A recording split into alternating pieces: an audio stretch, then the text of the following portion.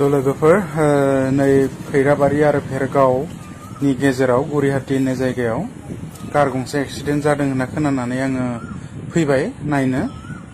ओमफ्राय गारिया नै हाखराव गोलैना दङ आरोना। ओमफ्राय गारिया जाहैबाय रेनाल्टनि मा गारि रेनाल्ट कैकार ना मामोन रेनाल्ट कैकार ना मा होनना बुङो आरोना रेनाल्टनि। तो बिराद हामायैनो उल्थायदों आरोना गारिया नै हाखराव उल्थायना दङ। बेनि मेन जाथायखौथ' आङो बर्तमान डाइरेक्ट मोनथिथ'वाखै, दायो सोंबा मिथिगोन आरोना बोरै जानाय। तो नोंथांमोननो आङो गासैखौबो क्लियारलि खिथानो थाखाय सेस्था खालामगोन आरोना।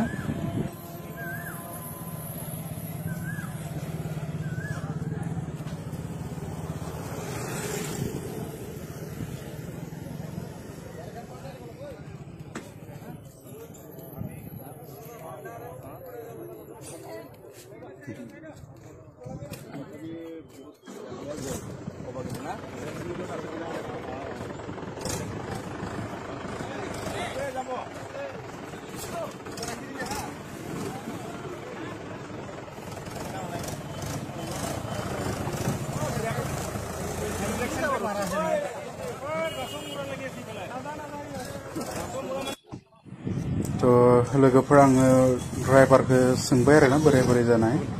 तो ड्राइभारा बुंनाय बायदियै माने गथ'खासे साइकेल सालायना फैबाय थादोंमोन आरोना।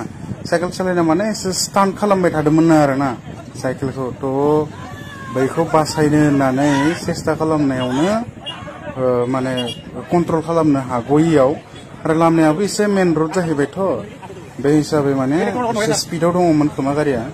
बे हिसाबै माने आनकन्ट्रल जानानै हाखराव गोलैहैबाय होनना बुंदों आरोना ड्राइभारा।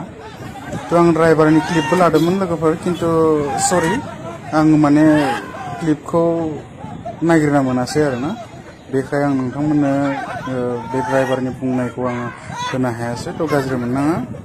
ओमफ्राय बेनिखायनो एसे लामा जिङाव थानाय न'खरनि गथ'फोरखौ एसे माने बिमा बिफाया गुरुत्व लानांगौ।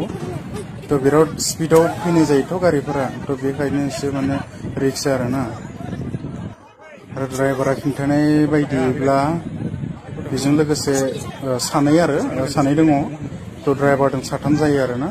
जेबो जायासै। ड्राइभारा आन्था माने आथिङा एसे दुखु मोनदों, बेनिफ्राय बेजों लोगोसे थाग्राफोरा दुखु मोनाखै होनना बुंदों आरोना ड्राइभारनि बायदिब्ला। तो बेखिनियानो लोगोफोर। बि सेफ लोगोफोर, एसे माने लामा जिङाव थानाय न'फोरनि गार्जेनफोरखौ बुङो आरोना एसे साबधान, गथ'फोरखौ माने बिदि साइकेल बा लामाथिं ओंखारबोनायाव एसे बादा होनांगौ आरोना।